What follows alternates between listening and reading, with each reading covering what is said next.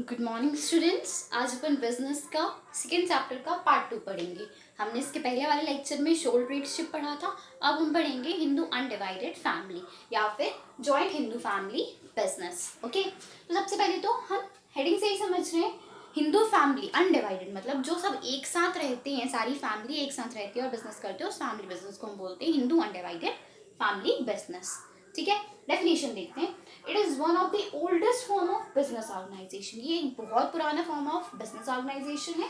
It refers का मतलब क्या है? A form of organisation wherein the business is carried by own by the business of Hindu undivided family. ऐसा business जो कौन चलाता है? Hindu undivided family. और जिसको गवर्न कौन करता है? हिंदू लॉ। उस बिजनेस को बोलते हैं हिंदू अनडिवाइडेड बिजनेस। ठीक है, इसके बेसिक देखते हैं। तो सबसे पहले द बेसिक ऑफ मेंबरशिप। इस बिजनेस के मेंबर्स बनने के लिए क्या होना चाहिए? आपको उस पर्टिकुलर फैमिली में जन्म लेना पड़ेगा। अगर आप उस फैमिली को, तो ऑटोमेटिकली आप क्या हो जाओगे? उस बिजनेस के मेंबर बन जाते हो। कोई बाहर का मेंबर नहीं बन सकता। लेकिन अगर कोई लड़की उस घर में शादी करके आ रही है तो वो उस फैमिली की मेंबर बन गई, तो फिर क्या होगा? वो भी इस बिजनेस की मेंबर बन जाती है। The business is controlled by the head of the family. Business कौन कंट्रोल करता है? हमारी फैमिली का हेड, जो सबसे बड़ा मेंबर होता है, eldest member, that is eldest member known as karta. जो बिजनेस पूरा मैनेज करता है उसको हम किस नाम से जानते हैं? कर्ता। कार्य करने वाले को हम कर्ता बोलते हैं। All other members have equal ownership. बाकी सभी मेंबर्स को भी इक्वल अधिकार होता है। घर की जितनी प्रॉपर्टी होती है, जितना बिजनेस होता है, घर के सब बच्चों का इक्वल अधिकार होता है। सिमिलरली ऐसे ही होता है इसमें भी। Right over the property of the ancestor. हमारे पूर्वजों की जो भी प्रॉपर्टी है, सबका बराबर का अधिकार होता है। एंड आर नोन एज को पार्टनर्स। और सभी लोग जो मेंबर्स हैं वो क्या जाने जाते हैं? किस नाम से बुलाते हैं? को पार्टनर्स। ठीक है, फैमिली में जो सबसे बड़ा मेंबर है वो कर्ता, और बाकी जितने भी मेंबर्स हैं उन सबका प्रॉपर्टी पे इक्वल अधिकार है, और उनको हम किस नाम से पहचानते हैं? को पार्टनर्स के नाम से। Is it clear? Next one, यहाँ पे दो तरीके के सिस्टम होते हैं, है ना। पहला सिस्टम दिया है दया भगा। दया भगा सिस्टम क्या होता है? जहाँ पे both male and female members are copartners. यहाँ पे हम मेल और फीमेल का कोई डिस्क्रिप्शन नहीं करते। जितने भी लोग हैं, चाहे वो औरतें हों चाहे वो पुरुष हों, वो सभी क्या होंगे? हमारे बिजनेस के मेंबर होंगे, और उनको हम को पार्टनर्स बोलेंगे। दूसरा सिस्टम है मिताक्षरा। मिताक्षरा में क्या होता है? Only male members are copartners. यहाँ पे हमने फीमेल को क्या कर दिया है? फीमेल को लीव कर दिया। फीमेल्स हमारी को पार्टनर्स नहीं होती है। को पार्टनर्स कौन होते हैं? सिर्फ मेल मेंबर्स। ये था हमारा Hindu undivided joint Hindu family business. ठीक है, अब हम देखते हैं इसके फीचर्स। फीचर्स क्या होते हैं? सबसे पहले तो फॉर्मेशन हमें बनाना नहीं पड़ता, हमारे पूर्वज ने बनाया, हम उसको ही आगे फॉरवर्ड करते हैं। कम से कम 3 से 4 पीढ़ियां तो वही बिजनेस करती हैं, तो बहुत कॉम्प्लिकेशन नहीं है फॉर्मेशन में। लाइबिलिटी, लाइबिलिटी कर्ता की क्या होती है? अनलिमिटेड, और बाकी सबकी लाइबिलिटी क्या होती है? को पार्टनर्स की लिमिटेड। कंट्रोल, कंट्रोल किसके हाथ में रहता है? कर्ता के हाथ में रहता है पूरा। कंटिन्यूटी, कर्ता जो सबसे बड़ा मेंबर था उसकी डेथ हो जाती है, तो उसके बाद जो दूसरा बड़ा मेंबर होगा वो क्या हो जाएगा? कर्ता हो जाएगा। फॉर एग्जाम्पल, मैं सबसे बड़ी हूँ, मेरी डेथ हो जाती है ना। मैं सबसे बड़ी हूँ, मेरी डेथ हो जाती है, तो मेरे बाद मेरा भाई क्या हो जाएगा? उस बिजनेस का मालिक हो जाएगा, कर्ता हो जाएगा। देन माइनर मेंबर्स, यहाँ पे माइनर मेजर नहीं देखा जाता। आप पैदा होते ही क्या हो जाते हो? उस बिजनेस के मेंबर बन जाते हो। मेरिट्स क्या है इसके लिए? सबसे पहले इफेक्टिव कंट्रोल, सब लोग एक साथ काम कर रहे हैं और एक ही पर्सन का कंट्रोल है, मतलब सिर्फ कर्ता की चल रही है, तो कंट्रोल बहुत अच्छा रहता है। Continuity business existence, business continuous चलता रहता है। क्यों? क्योंकि एक को कुछ होने के बाद दूसरा मेंबर उसको टेक ऑफ कर लेता है। Limited liability of members, liability क्या होती है? हमारे मेंबर्स की लिमिटेड होती है, कर्ता की लाइबिलिटी अनलिमिटेड होती है। Increase loyalty and cooperation, loyalty बढ़ती है और कोऑपरेशन, लोग एक दूसरे की हेल्प करते हैं और ईमानदार रहते हैं, क्योंकि वो हमारा खुद का बिजनेस है, हम अपनों से चीट नहीं करते। एक बात यहाँ पे ध्यान रखना, हमने कोई गलती करते हैं, यहाँ पे बोला है कर्ता की लायबिलिटी अनलिमिटेड क्यों रहती है? देखो, हम सब मेंबर हैं इस फैमिली के। फॉर एग्जाम्पल, एक घर है जहाँ पे 4 बच्चे हैं और मम्मी पापा हैं, तो वो 4 बच्चे और मम्मी पापा रहते हैं, ऐसे 6 जन हो गए। उस फैमिली का कर्ता कौन हुआ? फादर। अब एक कोई बच्चा गलती करता है तो वो बच्चा सिर्फ अपनी गलती के लिए जिम्मेदार है, बाकी अपने भाई बहनों की गलती के लिए जिम्मेदार नहीं है। लेकिन अगर वो चारों भाई बहन कोई गलती करते हैं तो उन चारों की गलती के लिए कौन जिम्मेदार होता है? फादर। मतलब फादर हर किसी की गलती के लिए जिम्मेदार है और बच्चे सिर्फ अपनी अपनी गलती के लिए। इसीलिए यहाँ पे बोला है मेंबर्स की लायबिलिटी लिमिटेड होती है और कर्ता की लायबिलिटी अनलिमिटेड होती है। Is it clear? नेक्स्ट देखते हैं लिमिटेशंस क्या होती हैं इसकी। तो हमारे पास रिसोर्सेज क्या रहते हैं? लिमिटेड, क्योंकि जितने लोग हैं उतना ही हम वर्क करते, ज़्यादा उससे ज़्यादा कार्य नहीं कर सकते। कैपिटल भी लिमिटेड रहती है। अनलिमिटेड लायबिलिटी ऑफ कर्ता, कर्ता की लायबिलिटी हमेशा अनलिमिटेड रहती है। डोमिनेंस ऑफ कर्ता, हम किस पे निर्भर करते हैं? कर्ता, कर्ता की बात चलेगी और हम निर्भर भी कर्ता पे ही होते हैं।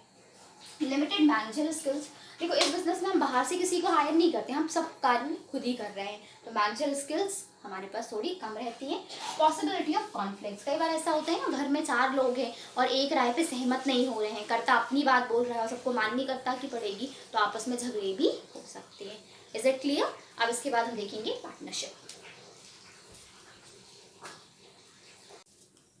ओके, अब हम अपना नेक्स्ट टॉपिक देखेंगे पार्टनरशिप। पार्टनरशिप मतलब क्या होता है? पार्टनर मतलब एक से ज्यादा पर्सन होना चाहिए, कोई 2 लोग होंगे तभी तो पार्टनर होंगे वो। तो पार्टनरशिप की डेफिनेशन क्या होती है? द रिलेशन बिटवीन पर्सन्स, किसके बीच का रिलेशन? पर्सन्स के बीच का रिलेशन, हु हैव अग्रीड, जो किस बात के लिए अग्री हुए हैं?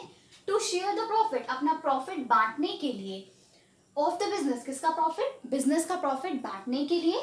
कैरिड ऑन बाय ऑल, या तो वो सभी उस बिजनेस को चला रहे हैं, और एनी वन ऑफ देम, या उनमें से कोई एक, एक्टिंग फॉर ऑल, सबके लिए बिजनेस चला रहा है। डेफिनेशन बिल्कुल वर्ड टू वर्ड रट लेना, ठीक है? फिर से बताती हूँ। द रिलेशन बिटवीन पर्सन्स, किसके बीच का रिलेशन? पर्सन्स के बीच का रिलेशन। हु हैव अग्रीड, जो अग्री हुए हैं, टू शेयर द प्रॉफिट, अपना प्रॉफिट शेयर करने के लिए, जो बिजनेस से प्रॉफिट कमाएंगे उसको बांटने के लिए। अब बिजनेस कौन कैरेट करेगा? वो सभी पार्टनर्स या फिर कोई एक उन सब पार्टनर्स के बिहाफ पे, ये कहलाती है पार्टनरशिप। अब यहाँ पे आपको डाउट हो रहा होगा कि सिर्फ प्रॉफिट शेयर करनी, नहीं, लॉस भी शेयर करते हैं, ये डेफिनेशन है। अब हम आगे देखते हैं, factors are responsible for growing partnership. Partnership बढ़ने के लिए कौन से फैक्टर्स जिम्मेदार हैं? सबसे पहले तो आज के बिजनेस के लिए हमें बहुत ज़्यादा नीड ऑफ ह्यूज कैपिटल, बहुत ह्यूज कैपिटल की ज़रूरत होती है, जो एक अकेला पर्सन बियर नहीं कर सकता, तो इसलिए हम पार्टनरशिप करते हैं। डिवीजन ऑफ लेबर, काम डिवाइड हो जाता है, इसलिए हम पार्टनरशिप करते हैं, सारे काम एक अकेले पर्सन को नहीं मैनेज करना पड़ता। स्पेशलाइजेशन, परफेक्ट जो अपने काम में होते हैं वो लोग अपना अपना काम डिवाइड कर लेते हैं, तो हम हर चीज़ में स्पेशलाइजेशन प्रोवाइड कर सकते हैं। डिफ्यूजिंग बिजनेस रिस्क, जो आप ज़्यादा इन्वेस्टमेंट करके पूरी बिजनेस आप रिस्क अपने ऊपर ले रहे थे, वो क्या हो जाएगी? अब डिस्पोज हो जाएगी, बढ़ जाएगी सभी पार्टनर्स में, ठीक है? Now features of partnership, partnership के फीचर्स क्या होते हैं? तो सबसे पहला फीचर है फॉर्मेशन, पार्टनरशिप फॉर्म करना, उसके लिए हमें 2 या 2 से ज़्यादा पर्सन चाहिए होते हैं। लायबिलिटी, सभी पार्टनर्स की लायबिलिटी क्या होती है यहाँ पे? अपनी शेयर्स तक लिमिटेड होती है या फिर अनलिमिटेड। नॉर्मली जनरली हम क्या कहेंगे, जब तक पार्टनरशिप लायबिलिटी डिसाइड नहीं करते तो उनकी लायबिलिटी क्या होती है? अनलिमिटेड। रिस्क बियरिंग, सभी पार्टनर्स अपनी लायबिलिटी की जितना रिस्क बियर करते हैं, जितना उन्हें इन्वेस्ट किया उतनी ही उनकी risk. Decision making and control, decision और कंट्रोल सभी पार्टनर्स मिलजुल के रहते हैं। म्यूचुअल एजेंसी, ये प्रिंसिपल और एजेंट दोनों की तरह वर्क करते हैं। प्रिंसिपल मतलब खुद ही ओनर की तरह भी वर्क करते हैं, और एजेंट सामने वाले के बिहाफ पे फैसिलिटीज भी प्रोवाइड करवाते हैं। Done. Next one, merits. Merits क्या होते हैं? Ease of formation and closure, बहुत आसानी से बना सकते हैं और बंद कर सकते हैं, ज़्यादा फॉर्मेलिटी की जरूरत नहीं है। बैलेंस डिसीजन मेकिंग, सभी एक दूसरे से मिलजुल के सहमति रजामंदी से डिसीजन लेते हैं, तो डिसीजन बैलेंस्ड होते हैं। मोर फंड, ज़्यादा फंड चाहिए तो हम उसमें और इंक्रीमेंट कर सकते हैं अपनी कैपिटल में। शेयरिंग ऑफ रिस्क, सभी पार्टनर आपस में रिस्क शेयर करते हैं। एंड सिक्योरेसी, सिक्रेसी मतलब जो भी हमारे बिजनेस की टर्म एंड कंडीशन या इंपॉर्टेंट इन्फॉर्मेशन है वो बाहर नहीं जाती पार्टनर्स के अलावा। Now next one is limitations. Limitations क्या होती हैं? सबसे पहले तो क्या हो गया? अनलिमिटेड लायबिलिटी, पार्टनर्स की लायबिलिटी क्या होती है? अनलिमिटेड। लेकिन अगर किसी पार्टनर ने बोला कि मैं तो सिर्फ अपने शेयर के बराबर लायबिलिटी के लिए आ रहा हूँ, तो उसकी लायबिलिटी क्या हो जाती है? Limited liability. लिमिटेड रिसोर्सेज, हमारे पास रिसोर्सेज क्या होते हैं? लिमिटेड क्वांटिटी में होते हैं। हम लोगों ने जैसे बिजनेस किया और सबने डिसाइड किया कि 10-10 हज़ार लगाएंगे और 5 पार्टनर हैं, तो हमारी टोटल कैपिटल कितनी हो गई? 50,000। इससे ज़्यादा हम उसमें इंक्रीमेंट नहीं कर सकते। पॉसिबिलिटी ऑफ कॉन्फ्लिक्ट, हो सकता है आपस में सभी पार्टनर एक दूसरे से सहमत ना हो और झगड़े के चांसेस भी रहते हैं। लैक ऑफ कंटिन्यूटी, किसी एक पार्टनर ने बोला कि अब मुझे नहीं करना है कंटिन्यू पार्टनरशिप, तो हमें पार्टनरशिप बंद करनी पड़ती है। लैक ऑफ पब्लिक कॉन्फिडेंस, इसीलिए पब्लिक हम पे कम भरोसा करती है, क्योंकि हम कभी भी बंद कर सकते हैं। Then kind of partnership, partnership के काइंड्स क्या होते हैं? तो पार्टनरशिप के काइंड 2 कैटेगरीज में डिवाइड किए। पहला तो पार्टनरशिप एक्ट के अकॉर्डिंग और दूसरा अग्रीमेंट के अकॉर्डिंग, ठीक है? पहले एक्ट देखते हैं। तो एक्ट में बोल रहा है ऑर्डिनरी और जनरल अनलिमिटेड पार्टनरशिप। ऑर्डिनरी और जनरल अनलिमिटेड पार्टनरशिप में क्या है? पार्टनर्स की लायबिलिटी अनलिमिटेड रहती है। Then limited partners, limited partnership में हर पार्टनर की लायबिलिटी क्या होती है, लिमिटेड। हर पार्टनर की ही नहीं, मतलब कुछ पार्टनर्स की लिमिटेड और कुछ की अनलिमिटेड। यहाँ पे जिनने बोला कि मैं लिमिटेड पार्टनरशिप पे आऊँ उनकी लायबिलिटी लिमिटेड, बाकी सबकी अनलिमिटेड। सेकंड दिया है partner agreement according to agreement. Partnership किसके अकॉर्डिंग, अग्रीमेंट। तो सबसे पहले लीगल पार्टनरशिप, मतलब आप लीगल एक्टिविटीज परफॉर्म कर रहे हो, कानून के हिसाब से पार्टनरशिप बनाई है तो वो हो गई legal partnership. Second illegal partnership, आप गलत तरीके से कार्य कर रहे हो, गलत काम कर रहे हो, लीगल पार्टनरशिप होगी। पार्टनरशिप एट विल, अपनी मर्जी से आपने पार्टनरशिप बना ली, किसी टाइम को डिसाइड नहीं किया तो पार्टनरशिप एट विल हो गई। पर्टिकुलर पार्टनरशिप, किसी एक काम के लिए पार्टनरशिप की आपने, एक ब्रिज बनाने के लिए पार्टनरशिप की, उसके बाद पार्टनरशिप खत्म, पर्टिकुलर पार्टनरशिप हो गई। फिक्स टर्म पार्टनरशिप, आपने कहा कि मैं 10 साल तक काम करूंगा, 10 साल तक हमारी पार्टनरशिप चलेगी, फिक्स टर्म पार्टनरशिप हो गई।